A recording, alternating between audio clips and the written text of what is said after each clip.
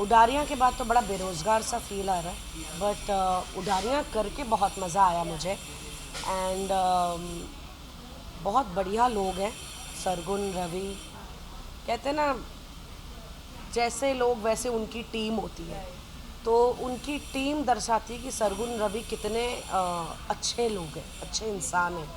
उनकी पूरी टीम वैसी है, एक एक इंसान, स्पॉट दादा से लेके हमारे प्रोडक्शन टीम कह लो, डायरेक्शन टीम, एवरीबडी, एक्टर्स कह लो फॉर दैट मैटर, मतलब एक परिवार है, एक परिवार ही था वो। मतलब वो था ही नहीं कि हम एक्टर्स हैं, आप प्रोडक्शन की टीम हो, ये डायरेक्ट, सब थे ऐसे, सब खुले मिले से थे। आपसे ये जानना चाहूँगी, अपने मुंबई में, मुंबई सिटी से बाहर निकल के पंजाब में जाना, वहाँ की इंडस्ट्रीज में काम करना चैलेंजिंग रहा या फिर सिमिलैरिटी रही? चैलेंजिंग तो नहीं रहा क्योंकि काम वही है ना। तो चैलेंज ये रहा कि भैया आप अपना शहर, अपना परिवार, अपने दोस्त छोड़ के, तो at a personal level that was the challenge.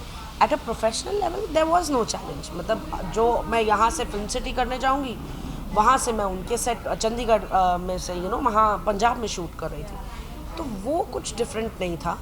Unlike ये था कि भाई सुबह उठो, खाना बनाओ, टिफ़िन पैक करो, ठीक है, फिर चले जाओ काम पे, फिर रात को लौटो जितने बजे भी पैकअप के बाद, फिर टिफ़िन धो, फिर सोचो अपना डिनर गरम करो या बनाओ, या जो भी सैलेड खाओ या मंगाओ, पानी चाहिए तो खुद जाके पानी भरो तुम। इनफैक्ट मुझे याद है, मेरी को बिग बॉस एक्टर, की मेमोरी याद आ रही थी कि नहीं? यार बिग बॉस में तो वही काम था ना, या कि घर में आ गए हैं, अब घर संभालना है और आपसी रिश्ते संभालने हैं। बिग बॉस का काम ही वो था। या यहाँ पर वो काम नहीं था। यहाँ पे तो मैं एक्टर के तौर पे गई हूँ कि मैं मुंबई से एक्टर आई हूँ और सीनियर एक्टर हूँ, और वैसे ही लोग मुझे बड़ा एरोगेंट समझते हैं, तो गुस्सैल समझते हैं। और उसके बाद में अगले दिन जाके, यार आज मैंने वॉशिंग मशीन भी लगाई, मैंने ढेर बर्तन धोए, मैंने दाल बनाई, सब्जी बनाई। तो ऐसा होता था कि हम ये बातें हम मुंबई में कभी नहीं करते, तो वो एक चीज़ था। नहीं नहीं, आज मैं नहीं आऊँगी डिनर पे, मुझे जाके मशीन लगानी, मुझे चादरें धोनी है, नहीं।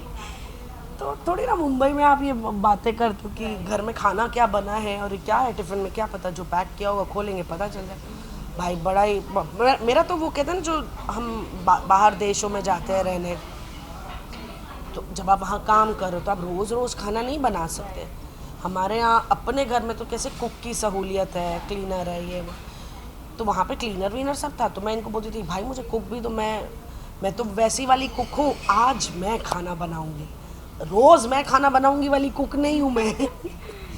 तो काफ़ी ढूंढा पर मिली नहीं। कोई मिली नहीं, मतलब उनको वो पूरे दिन का काम चाहिए था। हमने कहा हम 12-13 घंटे घर पे नहीं होते, पूरा दिन क्या ही करेंगे। एनीवे, सो मेरी को एक्टर बोली थी, कहती यार हम मुंबई में कभी ये बातें नहीं करते, यू आर ऑलवेज अपने सीन के बारे में, या आगे शो में क्या हो रहा है, या वट एवर, आज क्या शूट करने वाले, कपड़े धोए, बर्तन धोए, खाना बनाया। अरे भाई वो ना स्पॉट था वो रनर को बोलना मेरे लिए ना आलू गोभी ले आए, तोरी ले आए, टिंडे ले आए, ये लगे रहते थे यार हम। फिर घर जाओ, सब्जियाँ धो, फ्रूट धो, सब भाई मैंने कहा ये तो बहुत कम पैसे मिले। जिस तरीके से हमने आपको देखा शो में, किसी को जाने से पहले किसी को पता नहीं था कि रिंकू मैम उडारिया में दिखने वाली है। हाँ, जैसे आप पहुंची, एक एपिसोड खत्म हुआ, टीआरपी हाई लेवल, अरे टच वुड, थैंक गॉड। क्योंकि आपका एक अलग एनर्जी देखने को मिला उस शो में। चाहे वो को स्टार हो, आपके सपोर्टिंग कैरेक्टर हो, हर किसी में ऐसा लग रहा था आप फर्स्ट शो से रखी अभी तक हैं, ऐसी एनर्जी हमें देखने को मिली। चलो तो थैंक यू, उस I take it as a memory huge या compliment really. But it is never एक इंसान का राइट काम राइट कभी नहीं होता है। मतलब वो एनर्जी जो आपने देखी, उसके पीछे मेरे डायरेक्टर का हाथ था। क्योंकि मेरा पहला दिन था या मेरा पहला एपिसोड था, तो मेरे को शो की नस नहीं पता थी, या कैरेक्टर, अपने ही कैरेक्टर की नस नहीं पता थी। पर उसका 100% श्रेय मैं दूंगी मेरे डायरेक्टर रोहित सर को।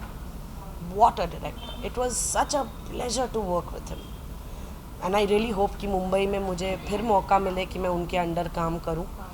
बहुत बढ़िया डायरेक्टर है, मतलब। और ऑनेस्टली टेलीविज़न में बहुत कम अनफॉर्चुनेटली ऐसे बोलने मिलता है कि डायरेक्टर बहुत बढ़िया है। सो आई वॉज ब्लेस्ड कि मैं उनके साथ काम की, और उन्होंने really I am telling you बहुत हार्ड वर्क किया उन्होंने।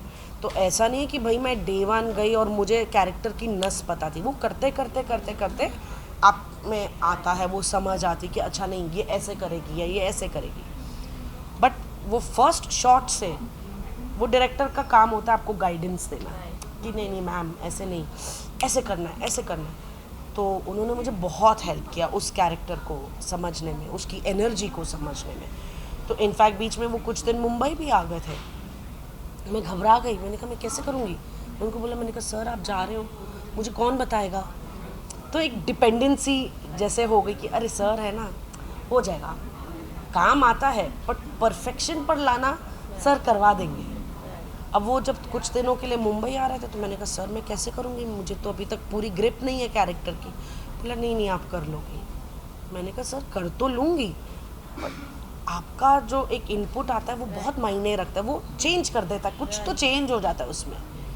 तो बोला नहीं कर लो। और जैसे कि उड़ारिया के सारे फर्स्ट सीजन से देखूं अब तक के सीजन, हर एक कैरेक्टर अपने आप में पॉपुलैरिटी लेके निकले हैं वहाँ से, राइट। और रिसेंटली एक काफ़ी ज़्यादा वीडियोस वायरल हुए थे, इनके फर्स्ट एपिसोड के एक्टर्स हैं आपके साथ में रही बिग बॉस में, right, Isha Mallya.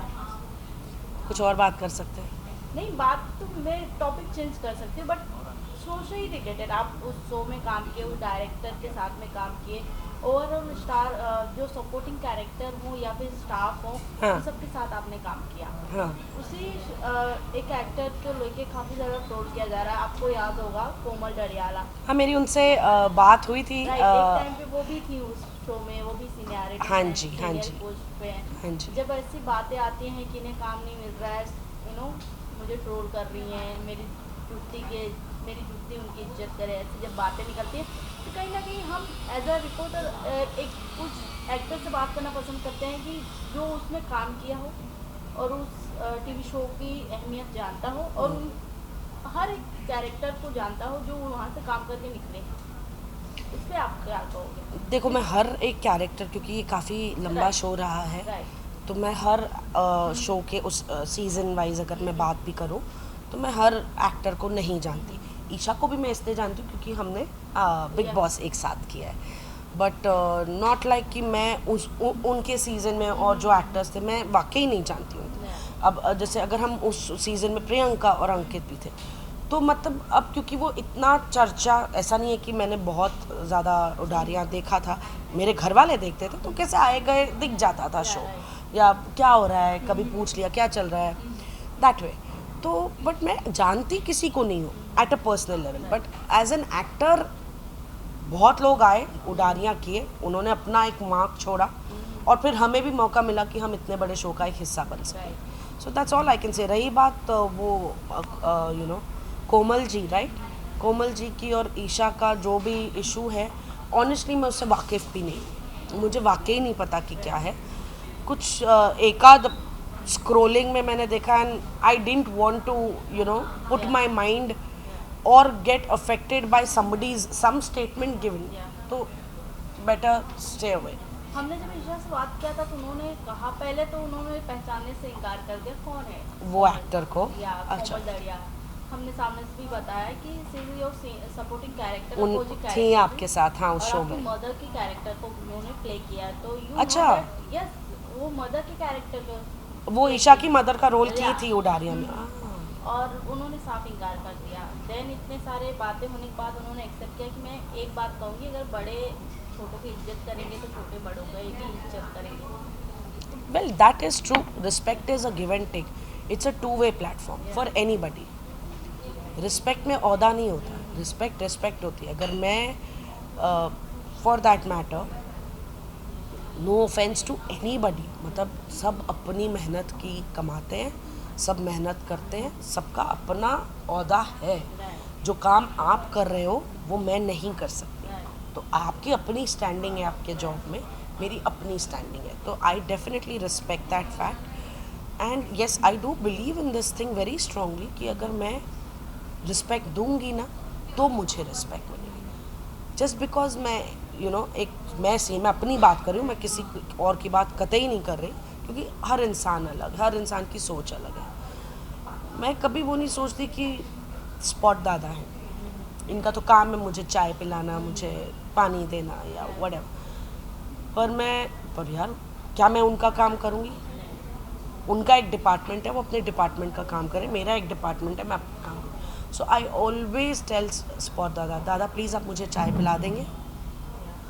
I never talk this, spot दादा चाय लेके आओ, बोल सकती हूँ मैं, और वो लेके भी आएंगे। वो तो उल्टा तब भी रिस्पेक्टफुली मुझे चाय पिलाएंगे। But what gives me the right to disrespect anybody? So that also I believe definitely, give respect, take respect. अभिषेक का गेम कैसा लग रहा है? क्योंकि खतरों के अभिषेक ही इतना प्यारा है, और खतरों के खिलाड़ी बाप रे, वेरी गुड। आज जो भी कंटेस्टेंट्स उस शो में है भैया, हैट्स ऑफ, हमसे ना हो पाता, करते ही नहीं। मैं मम्मी को बोली थी, मैंने कहा आप लोग बोल रहे थे खतरों के खिलाड़ी, मैंने कहा मैं ये कर सकती थी, मैं भाग जाती वहाँ से, मैं तो खड़ी नहीं रह पाती। So really hats off to all the contestants जो निकल भी गए या जो हैं भी, good luck to the ones who are there, and hats off to everybody जो पार्टिसिपेट करते हैं इस शो में। वाकई जिगरा चाहिए, एटलीस्ट वहाँ तक खड़े रहकर कि हाँ चलो मैं अटेम्प्ट भी करूँ, वो भी तो एक जिगर है ना। रिजल्ट क्या होगा वो छोड़ दो, मैं तो अटेम्प्ट ही ना करूँ, मैं ना करूँ। इंडिपेंडेंस डे आ रहा है, तो कुछ कहना चाहेंगे ऑडियंस को, कैसे सेलिब्रेट करने वाली है? इससे पहले रक्षाबंधन भी आ रहा है, उसके बाद?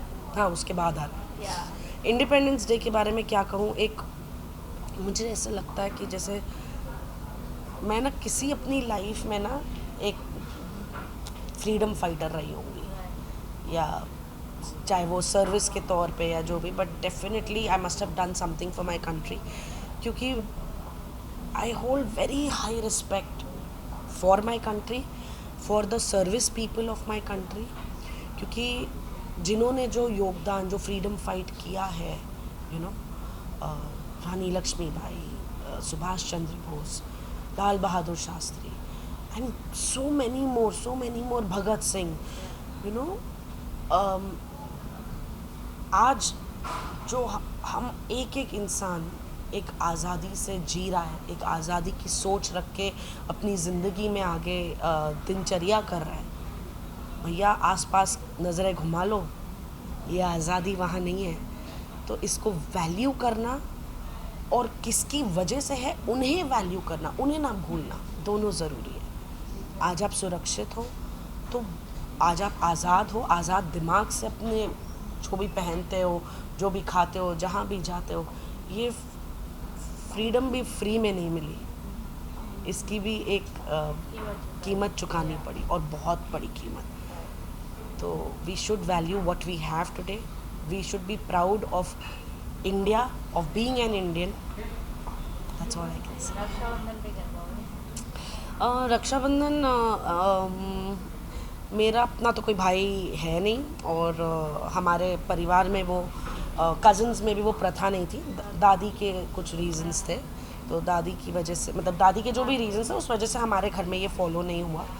तो पर्सनल तो मैं कुछ फीलिंग जाहिर नहीं कर पाऊँगी इस चीज़ को लेकर, बट डेफिनेटली आज मेरा बेटा है, मेरी बहन की बेटी है, वो करते हैं।